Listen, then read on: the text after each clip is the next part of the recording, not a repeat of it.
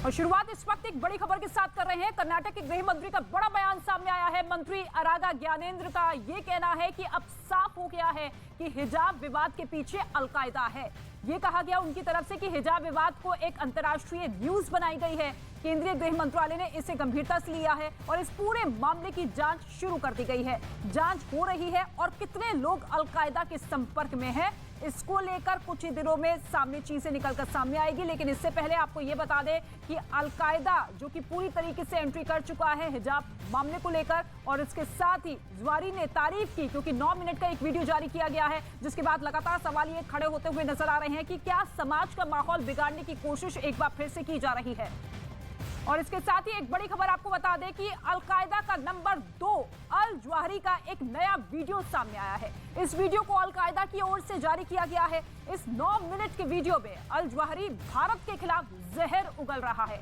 Al Zawahiri Bharat की अदालत पर सवाल उठा रहा है और हिजाब मामले में कर्नाटक की लड़की मुस्कान की तारीफ कर रहा है। अल जवाहिरी ने हिजाब विरोध को इस्लाम विरोध से जोड़ा है।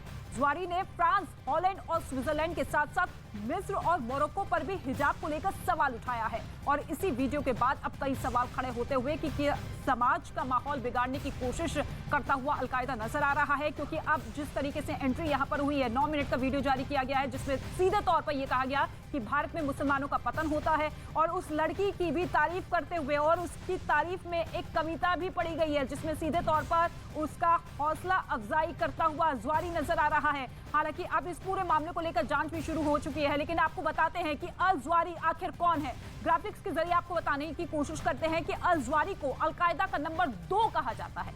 उसका जन्म मिस्र में हुआ है। ओसामा बिन लादेन की मौत के बाद अल जवारी ने ही अलकायदा की कमान संभाली थी। अल जवारी का आखिरी वीडियो 9/11 की 20वीं बरसी पर आया था और दावा यह किया गया था कि वो 2020 में उसकी मौत हो गई। लेकिन एक बार फिर अल जवारी का वीडियो सामने आया जिसे अस साहब मीडिया की ओर से जारी किया गया है, जो अलकायदा का आधिकारिक विंग है। और इसी वीडियो के बाद अब तमाम तरह की प्रतिक्रिया भी सामने आ रही है और ऐसे में अलकायदा चीफ अल जवारी ने भारत की मुस्लिम छात्रा मुस्कान खान का जिक्र किया है। आपको बताते हैं कि मुस्कान आखिर कौन है। मुस्कान जो कि हिजाब विवाद के दौरान चर्चा में आई थी, मुस्कान जिसने अल्लाहू अकबर के नारे लगाए थे हिजाब विवाद के दौरान चर्चा में आई थी, मुस्कान जिसकी तारीफ अब जवारी करते हुए नजर आ रहे हैं। कर्नाटक के मांड्या जिले की रहने वाली मुस्कान है जिनका वीडियो काफी वायरल हुआ था। बीकॉम द्वितीय वर्ष की छात्रा है मुस्कान, जिसका जिक्र एक बार फिर से हुआ, एक बार फिर से सुर्खियों में आती हुई। हिजाब हटाने से साफ मना किया था और उसके बाद विरोध के बीच अल्लाहू अकबर का नारा भी लगाया गया था, क्योंकि जय श्री राम का नारा वहां लग रहा था और उसी के विरोध में अल्लाहू अकबर का नारा मुस्कान की तरफ से लगाया गया था, जिसका वीडियो खूब वायरल हुआ क्योंकि कर्नाटक से ही हिजाब का पूरा मामला शुरू हुआ था। और ऐसे में तमाम संगठनों ने मुस्कान की तारीफ की है। कट्टरपंथ इस्लामिक संगठनों की तरफ से तारीफ की गई, हौसला अफजाई मुस्कान की गई। और अब जब 9 मिनट का वीडियो जवारी की तरफ से जारी किया गया है तो उसकी हौसला अफजाई करते हुए एक कविता भी पढ़ी गई और सीधे तौर पर कहा गया कि मुस्कान जैसी लड़कियां आगे बढ़ेगी तो ही फिर उन संगठनों के खिलाफ हम आवाज उठा सकते हैं जो कि मुसलमानों को लगातार पतन पर धकेलते हुए नजर आते हैं। लेकिन इस पूरे मसले पर बीजेपी का यह कहना है कि भारत के मुसलमान भड़कने वाले नहीं हैं। साथ ही ये कहा कि अल जवारी के इस वीडियो की जांच होनी चाहिए कि ये उनका वीडियो है भी या नहीं। साथ ही ये भी कहा कि वोट बैंक को भटकाने के लिए ये हिजाब का मुद्दा एक बार फिर से उठाया जा रहा है। देश के भीतर बहुत सारी परिस्थितियां आती हैं, उसके लिए पार्लियामेंट है, उसके लिए न्यायालय है, उसके लिए संस्थाएं हैं, बातचीत है। लेकिन विदेश में बैठा एक आतंकी अगर इस विषय पर अपनी टिप्पणी करता है और भारत में लोगों को और अपने समाज के लोगों को भड़काने की बात करता है और आतंकी तनाव फैलाता है, तो ये चिंता का विषय है। और मुझे विश्वास है कि इसकी पूरी तौर से भर्त्सना भी की जाएगी और भारत की सरकार इसका जरूर संज्ञान लेगी। अल जवाहिरी की, जिन्ना की, किसी की सलाह की जरूरत नहीं है। भारत का मुसलमान भारत की मिट्टी का मुसलमान है, वो यहीं जिएगा और मरेगा तो इसी मादरे वतन के खाक में मिल जाएगा। हमें बाहर से कोई संदेश की जरूरत नहीं है। यहाँ शाहनवाज हुसैन भारतीय मुस्लिम है, हम अपने लोगों की बात करेंगे। वो अल जवाहिरी कौन होता है? जिस प्रकार से अलकायदा के मुखिया अल जवाहिरी हिजाब मामले का इस्तेमाल कर रहे हैं यहाँ पर कुछ लोगों को भड़काने के लिए, हम इसकी निंदा करते हैं। परंतु सवाल ये पैदा होता है कि आज ये स्पष्ट हो चुका है कि हिजाब केवल बहाना है, दंगे सांप्रदायिक आग भड़काना है, क्योंकि वोट बैंक को भड़काना है और चुनावों पर निशाना है। तो जो अल जवाहिरी कई महीनों से बिल में छिपा बैठा था, उसका हिजाब पर बोलने के क्या मायने हैं? आखिर वो हिजाब पर बोलने के लिए दुनिया के सामने क्यों आया है? देखिए इस रिपोर्ट में आप।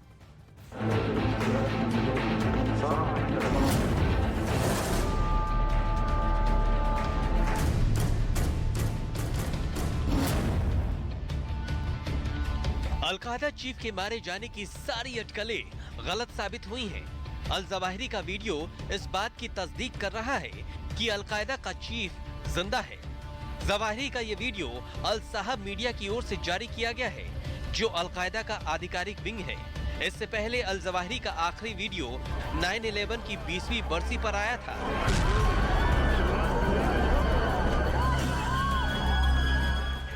और दावा किया गया था कि 2020 में उसकी मौत हो गई, यानी उसकी मौत की खबर एक साजिश के तहत फैलाई गई ताकि उसे छिपाया जा सके।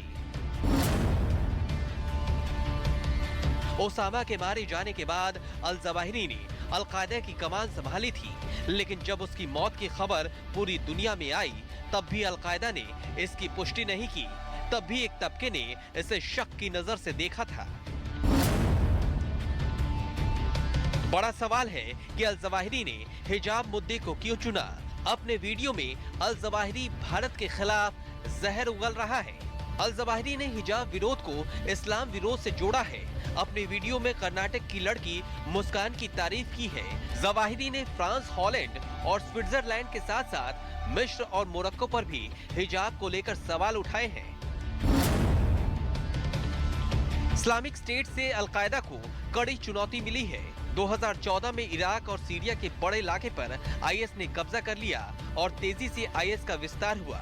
हालांकि कुछ ही साल में आईएस को कुचल दिया गया। 2019 में IS chief Abu Bakr al Baghdadi को अमेरिका ने मार गिराया, लेकिन अभी भी इसके लड़ाके सक्रिय हैं, छिप छिप कर हमले कर रहे हैं। कई सालों से अल जवाहिरी छिपा रहा, लेकिन इसके लड़ाके भी पाकिस्तान और तालिबान के कुछ इलाके में सक्रिय बताए जाते हैं और जवाहिरी के भी यही होने की बातें होती रही हैं। अमेरिका जब तक अफगानिस्तान में रहा, अलकायदा के खिलाफ लड़ता रहा। ओसामा बिन लादेन को ढेर करने के बाद कई साल अमेरिका अल जवाहिरी को ढूंढता रहा, लेकिन उसे ढूंढ नहीं पाया। 2020 में उसकी मौत की खबर आने लगी और फिर अमेरिका का अफगानिस्तान में अभियान भी ढीला पड़ता गया। अब अमेरिका भी अफगानिस्तान से निकल चुका है। ऐसे में अब जवाहिरी का बाहर आना अमेरिका के लिए नई चुनौती है।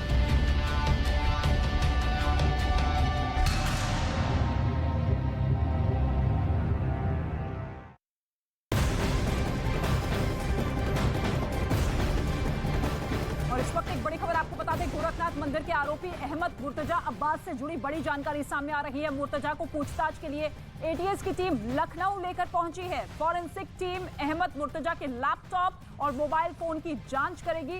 इससे पहले यूपी एटीएस ने छापेमारी के दौरान नोएडा से 3, गोरखपुर और कानपुर से 2 संदिग्धों को हिरासत में लिया है। नोएडा से 3 लोग हिरासत में लिए गए हैं। इसके साथ ही कई और संदिग्धों को हिरासत में लिया गया है, जिनसे पूछताछ जारी है। और इस वक्त लखनऊ लेकर पहुंची है यूपी एटीएस की टीम, जिससे तमाम तरह के सवाल पूछे जा रहे हैं और जितने भी सवालों के जवाब दिए हैं उसके तार सीधे तौर पर आतंकी संगठन से जुड़ते हुए दिखाई दे रहे हैं। और ऐसे में सवाल यही है कि आखिर वो किस मॉड्यूल का हिस्सा है। गोरखपुर के गोरखनाथ मंदिर के बाहर पीएसी के जवानों पर हमला करने वाले अहमद मुर्तजा अब्बास के बारे में कई चौंकाने वाली जानकारियां मिली है। अहमद मुर्तजा का झुकाव आतंकी संगठन आईएसआईएस की तरफ था। उसने अपने खातों से सीरिया में पैसे भी भेजे थे। अहमद मुर्तजा के विदेशों से कनेक्शन की बात खुफिया एजेंसियां एक्टिव हो गई है और पूरे प्रदेश में हाई अलर्ट जारी कर दिया गया। धार्मिक स्थलों की सुरक्षा को बढ़ा दिया गया। यूपीए एटीएस की टीम और यूपी से लेकर मुंबई तक अहमद मुर्तजा से जुड़े लोगों की धरपकड़ के लिए छापेमार कार्रवाई को अंजाम दे रही है। पुलिस को अहमद मुर्तजा के घर से एक एयर गन भी मिली है, जिससे वो निशाना लगाने की प्रैक्टिस करता था। जितने भी सबूत मिलते हुए नजर आ रहे हैं उससे साफ जाहिर है कि उसका झुकाव जो है वो कट्टरवाद इस्लाम की तरफ था। और ऐसे में शुरुआती जांच में अहमद मुर्तजा से जुड़ी जो जानकारियां मिली है उसके मुताबिक वो आतंकी संगठन अल-कायदा के कट्टरपंथी यमन अमेरिकी इमाम अनवर अल अलाकी से प्रेरित था। Ahmad Murtaza Islamic awakening forum पर कट्टर इस्लामिक बातें सुनता था और उससे जुड़े सवाल पूछा करता था।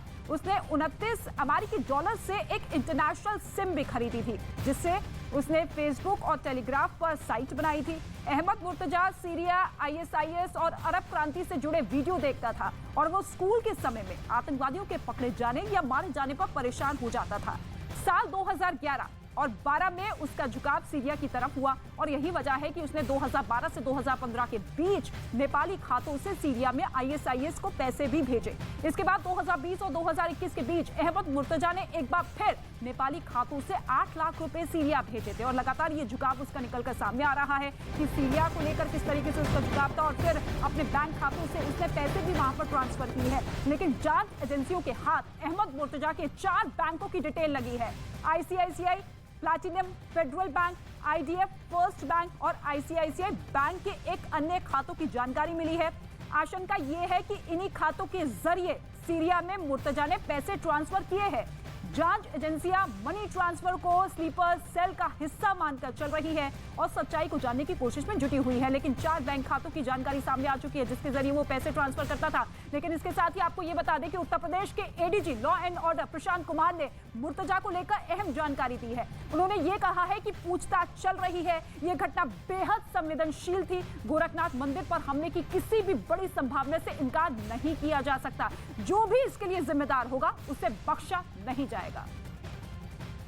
जो गिरफ्तार हुआ था उसको ATS ने अपने रिमांड पे लिया है और उसको लेके यहाँ मुख्यालय लाया गया है। अब आगे की विवेचना चल रही है। उसके पास से जो भी चीज़ें बरामद हुई थी उसका परीक्षण, भौतिक परीक्षण और तकनीकी परीक्षण कराया जा रहा है। जैसे ही इस चीज़ों में कोई भी उल्लेखनीय प्रगति होगी हम मीडिया के साथ शेयर करेंगे। लेकिन ये घटना काफ़ी संवेदनशील थी और जिस तरह से घटना कारित की गई थी हम लोग किसी भी संभावना को नकार नहीं रहे। तो आरोपी अहमद मुर्तजा के नेपाल कनेक्शन मिलने के बाद सीमा पर सुरक्षा बढ़ा दी गई है। नेपाल से भारत आने वाले हर यात्रियों की जांच पड़ताल की जा रही है। किसी को भी बिना पहचान पत्र के भारत की सीमा में दाखिल नहीं होने दिया जा रहा है और ऐसे में सुरक्षा के लिहाज से कड़े कदम यहां पर उत्तर प्रदेश की पुलिस उठाती हुई नजर आ रही है। तमाम जवानों की तैनाती कर दी गई है क्योंकि अब इस वक्त ATS की टीम लखनऊ में मौजूद है। मुर्तजा से तमाम सवालों के जवाब लिए जा रहे हैं और ऐसे में कई संदिग्धों की हिरासत में उन्हें लेने के बाद अब ऐसे में सवाल ये उठ रहे हैं कि क्या इसके तार और भी कई स्लीपर सेल से जुड़ सकते हैं। अहमद मुर्तजा अब्बासी की शादी 2019 में हुई थी। वो पेशे से केमिकल इंजीनियर था और उसकी यही खूबी देखकर उत्तर प्रदेश के जौनपुर के रहने वाले मुजफ्फर उल हक ने अपनी बेटी की शादी उससे कर डाली थी। लेकिन 6 महीने के अंदर ही अहमद मुर्तजा ने अपनी बीवी को फोन के जरिए तलाक दे दिया था और ऐसे में वो अपनी बीवी से अलग रहा करता था और उसका झुकाव लगातार कट्टरपंथ की तरफ था। हालांकि उसके परिवार वालों का यह कहना है कि वह मानसिक तौर पर विक्षिप्त है। क्या कह सकता हूँ, मेरा उससे कोई टच नहीं है। 2019 के बाद सितंबर 2019 में हम अपनी बेटी को वहाँ से लेके आए थे उनके यहाँ से और उसके बाद उन्होंने मोबाइल के जरिए उन्होंने तलाक दे दी। उसके बाद हमारा उनका कोई किसी तरीके का कॉन्टेक्ट नहीं है। और यूपी ATS और मुंबई पुलिस ने नवी मुंबई के उन 2 इलाकों में अब तक 2 दर्जन से ज्यादा लोगों से पूछताछ की है जहां अहमद मुर्तजा रहा करता था। इसमें मिलेनियम टावर और हेरिटेज सोसाइटी के पदाधिकारी और पड़ोसी से लेकर गार्ड तक शामिल है। इसके अलावा ATS की टीम IIT बॉम्बे भी गई जहां से मुर्तजा ने मैकेनिकल इंजीनियरिंग की पढ़ाई की। न्यूज 18 की टीम संदिग्ध मुर्तजा के घर पहुंची और लोगों से बातचीत की। मुर्तजा की पिछले 10 साल की travel history, financial trail history, bank details, friends detail और शोक सभी को खंगाला जा रहा है। गोरखपुर में जो संदिग्ध आतंकी पकड़ा गया है मुर्तजा, अब उसका कनेक्शन मुंबई से सटे नवी मुंबई से भी जा रहा है। आपको बताना चाहेंगे कि मुर्तजा और उसके परिवार कई सालों से नवी मुंबई के इसी एनआरआई कॉलोनी में रहते थे और वहां पे नवी मुंबई पुलिस की टीम भी यहां पे आई है जांच करने के लिए। सबसे पहले मैं आपको दिखाऊंगा न्यूज़ 18 इंडिया की टीम उस इमारत के बाहर मौजूद है जहां पर जो संदिग्ध आतंकी है मुर्तजा का परिवार अपने पिता के साथ वो यहाँ पर सालों से रहते थे। ताज हाइट्स इस इमारत का नाम है। इस इमारत की दूसरी मंजिल पर मुर्तजा यहाँ